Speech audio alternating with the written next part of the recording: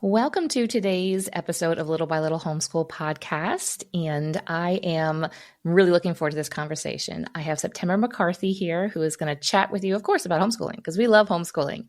So September, welcome to the podcast.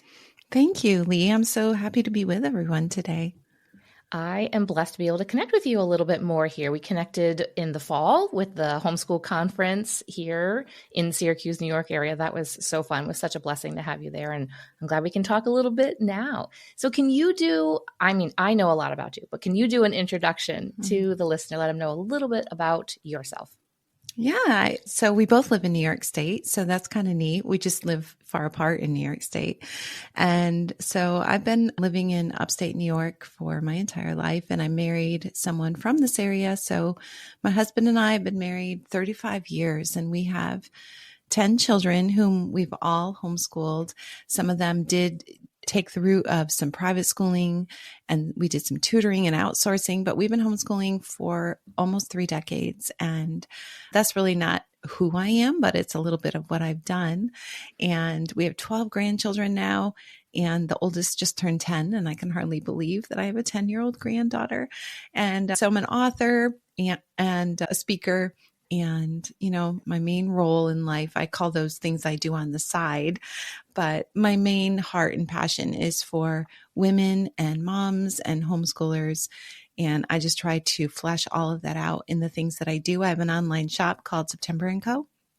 And so those are just a few things about me. And I think just having conversations like this really reveals more about a person than those things that are on my resume. Well, your resume is impressive and it's encouraging. And to see that you have your hands just in a lot of different things and you've been homeschooling for a long time. So let me ask you this question. Did you always love homeschooling? And it feels like when you talk, it feels like homeschooling is easy. So did you love it? Did it come easy to you? When I began homeschooling, that was 3 decades ago. That was in the dark ages, as people say. It wasn't really a popular thing to do. It was new and it was exciting because it was new and I didn't have a lot of things at my disposal. And so, if I were to say that I've always loved homeschooling, I would say that I began with a great deal of excitement. It brought me a lot of joy. But as we all know, things get hard. The more children you have or the longer you're doing something. And we were met with challenges. Of course, we're trying to live our lives as moms, right? Why we homeschool, we're wives or sisters or friends and daughters and all those things on top of being a homeschooler. So have I always loved homeschooling? I mean, I would say no, just to be honest, because just because something's easy or hard doesn't mean that you're going to love it. And most of the time, to be honest, it wasn't easy because when I began homeschooling, we didn't have a lot of the things that are available to homeschooling moms now. So I created a lot of things on my own. And I think that's where a lot of my passion for homeschooling comes from, is that there are a lot of holes and a lot of gaps and a lot of things I needed to figure out on my own. So when I see moms now struggling or if it's hard and they're not enjoying it, I just want to help them because I felt like I had to pioneer my way through it. But I will say now I absolutely love homeschooling because I can look back. I can look back and say, wow, there's so much joy in what's been accomplished and what I'm doing now. And I've really settled into a really neat phase of homeschooling. I'm still homeschooling my last 3 kids out of 10. And so, I'm still homeschooling and I'm loving it. It's important for moms to hear those of us that are at the other end that have been doing it for a while. And especially you with a lot of children and a lot of different personalities and a lot of different strengths and a lot of different challenges, to hear that it's not always something that we love doing. I mean, we think about anything that we do. Do we always love doing it? I was just doing a project and my youngest said to me, Mom, is this one of your fun projects? It was a home project.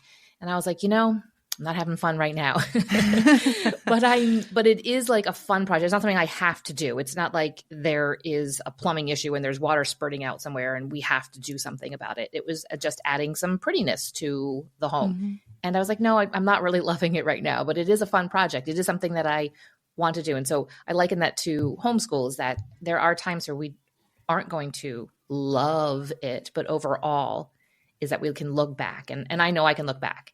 I also try not to put on the rose-colored glasses and think that everything was perfect. And so sometimes I try to go back and watch videos or like old pictures and be like, okay, yes, that was the reality of the day in and the day out and how hard it is. And it doesn't mean that if you stop loving it, that means you should quit or anything. Because anything that's worth doing, I don't love to work out, but I know that the benefits to my body and my health and how I can serve others better. But so we continue to do it. And so how about the easy part? Do you feel like there were some seasons, or there are some seasons in general, that are easier for moms? I don't think there's really any easy season of homeschooling. And I don't want to be discouraging when moms hear this, like, oh my word, the whole journey is going to be hard. But I will say that if there's any lesson in life that we've taught our children, is that usually we learn the most when things are difficult or we have to work hard at it. So I've tried to absorb that lesson for myself. Sure, there's times when it feels easier, because we've gotten maybe in a groove, or we finally know what we're doing in a certain subject, or we have a good schedule. But I feel like those things that take work are really the most rewarding times for me, just to say, wow, we just really great job today, guys. We did it. We finished today. And so there are seasons though, where I have found ease. And so I have found ease in moments where I've created a system or a schedule or something sustainable for my family. And I can actually like take a breath and sit back and say, wow, I have free time, or we've created this system now, and I use the word system lightly, with our family, that now I could take a breath and I have free time. And the season now that I'm in with 3 high schoolers feels a little easier, because one of my goals in homeschooling was to create a little bit of independent learning. And so with that, you find that it's easier, even though you have to work harder to get them to the finish line. It's a little bit, but it's work in a different area. It's work on character and, maybe a trade or their future and skills and life skills. It's not necessarily that difficult algebra lesson, even though that is difficult. So I feel like what is hard and what is easy is defined by which season we're in. I like that word that you use of ease. And I know that schedule or routine, we use those things kind of lightly, or systems and stuff, because we've created something and it does give us some ease. And I think that can bring back some of the joy of homeschooling, when there isn't every single moment packed and there isn't a need every single moment, and teaching our kids to be able to meet some of their own needs and be able to meet some of their own educational goals. And I know that you and I, with having high schoolers at this point, it's worth it, all that time that you put into teaching them those things. So you've been homeschooling for a while. What have you seen change in the homeschooling world over these years? Well, obviously, social media has changed homeschooling drastically. There are a lot of different curriculums available. Like when I began homeschooling, there were 3 companies that we could get our books from. And other than that, it was just literature and nature-based studies. And then these 3 core curriculums through some Christian companies. But now there's a wide gamut of availability. There's homeschool co-ops, there's communities, there's people to say, hey, there's a different way of doing things. And so I think that there's a lot of pros and cons that come along with what's available. I think it can create a lot of pressure for moms to have to choose to compare themselves to a different style of homeschooling. And there's pros too, because there's a lot more available for moms. And I think that homeschooling has changed in those ways. I would call that the demographic or landscape of homeschooling. But I also feel that, and I'm a little concerned, honestly, now that I've been homeschooling really almost 30 years, I'm beginning to see a little bit of apathy in homeschooling, and that concerns me. And I'm not saying the listener that's listening today is apathetic. I'm just saying across the broad landscape of homeschooling, because there is such a I homeschool mindset, and that looks different for everyone. I think the apathy can come into the investment, what we do with our time, what we do with what we accomplish. And that concerns me. And so, I always try to be on guard, even in my own life, as to, are we taking this seriously? Are we putting in the time needed? Is this really an investment, or is just a choice because it's what everyone's doing? So. Yeah, that's interesting. I've not necessarily looked at or thought about it in that way. So now you've got me thinking as well. I mean, the first part that you were saying, yeah, the pros and cons. I mean, even when I started homeschooling, I would have been looking probably at curriculum, I guess it would have been 14, 15 years ago when we decided we hadn't quite homeschooled. And I was overwhelmed then. I can't imagine now going in. I mean, I've been to homeschool conventions. And so I feel for you when you go in and you're looking for curriculum, then you're on social media and you hear about this person, that person. You see a lot of glimpses into people's lives and sometimes a curated life. And I mean, we're all kind of guilty of that. It's fun to be able to put out beautiful images and beautiful videos to inspire. We got to be careful to consume those to be inspired, not to feel like we're doing something less than, and because our couches don't match and our curriculum is a little bit over on the fifth child of using the same curriculum or something. Yes. Yeah.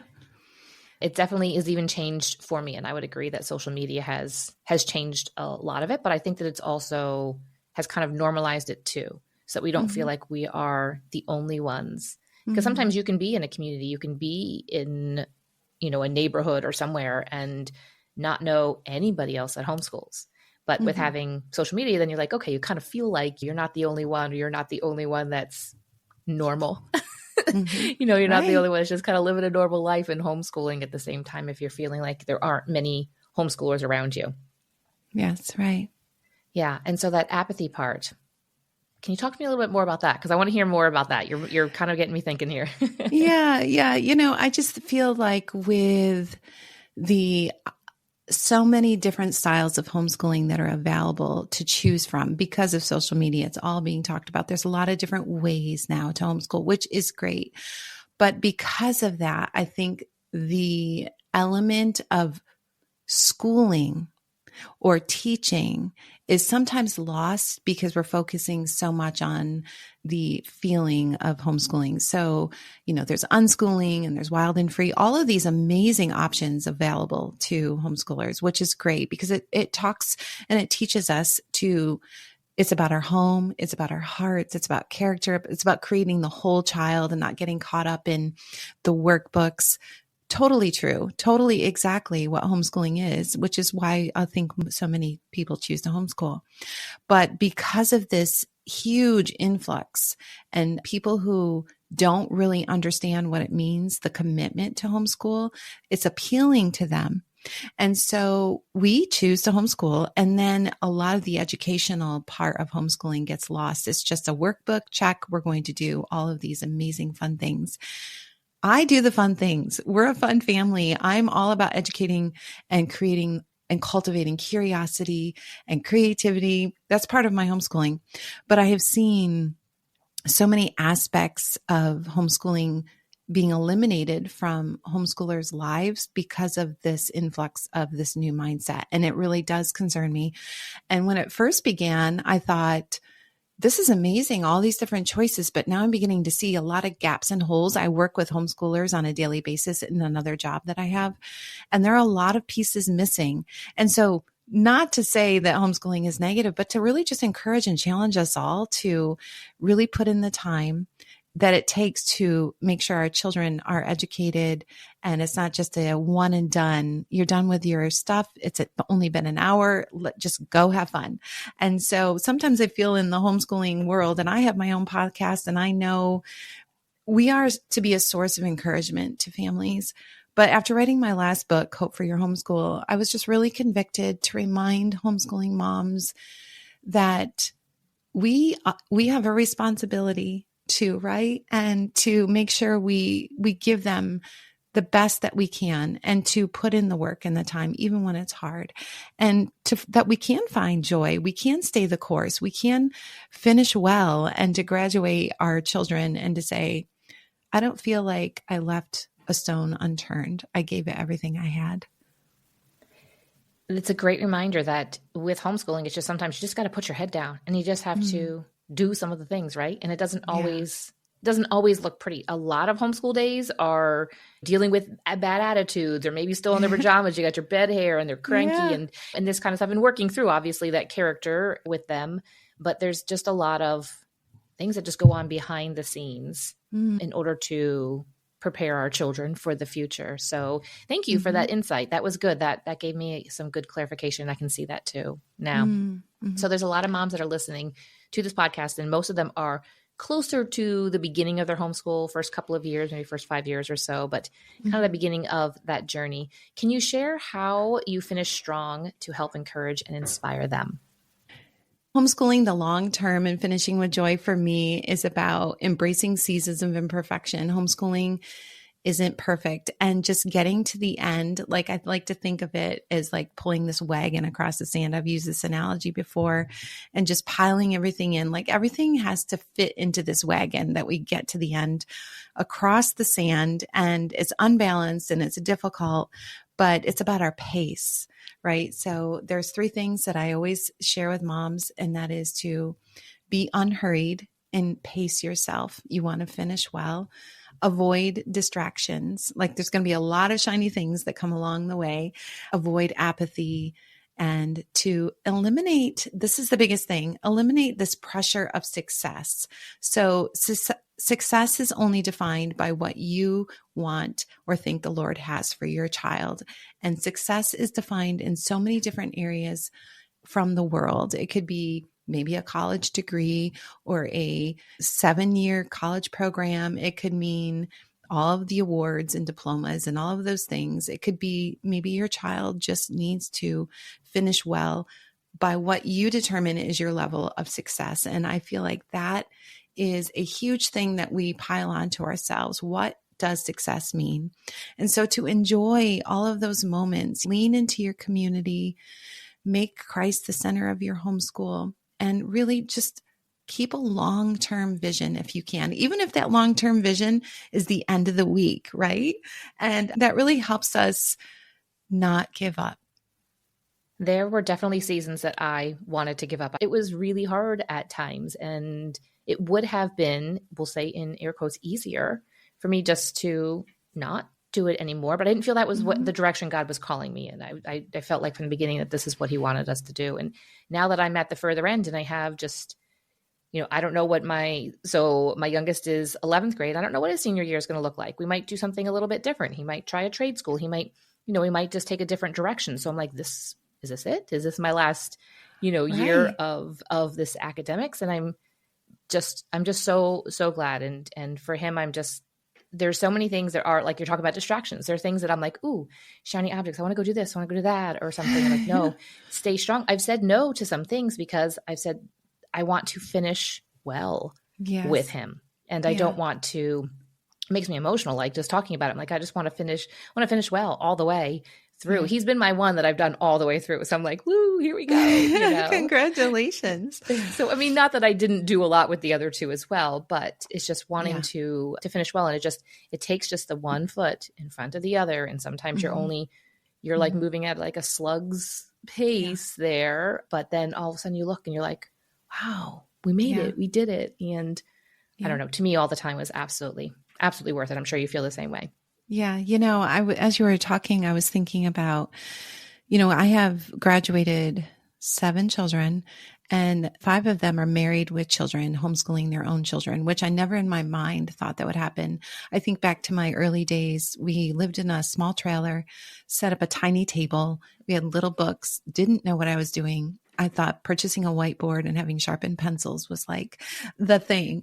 And I loved that day. I'll never forget our first day of homeschooling. And I'll never forget all the tears and all the moments in between where there were fits of crying and arguments and difficulty over math problems and writing and neatness and corrections and piano lessons, all those things, they are not lost on me. I still have them. But now I see my oldest children living out the very things that were poured into them as a homeschool child. Like I see that and I cry over it. I cry tears of joy. I cry tears of thankfulness.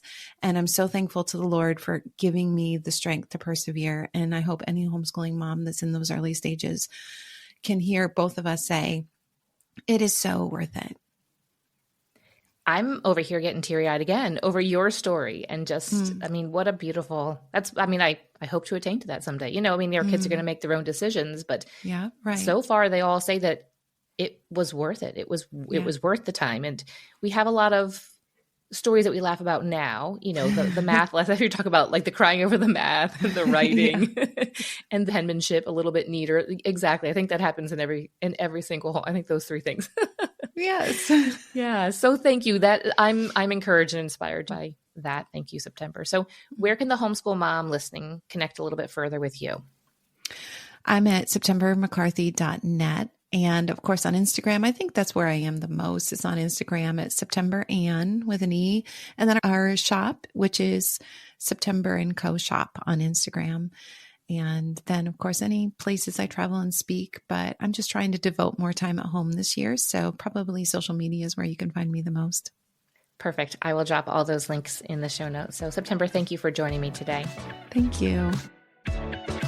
Thank you for listening, friend. I'd love to connect with you more. You can find social media links in the show notes and share this episode with a friend who could use a boost to her homeschool.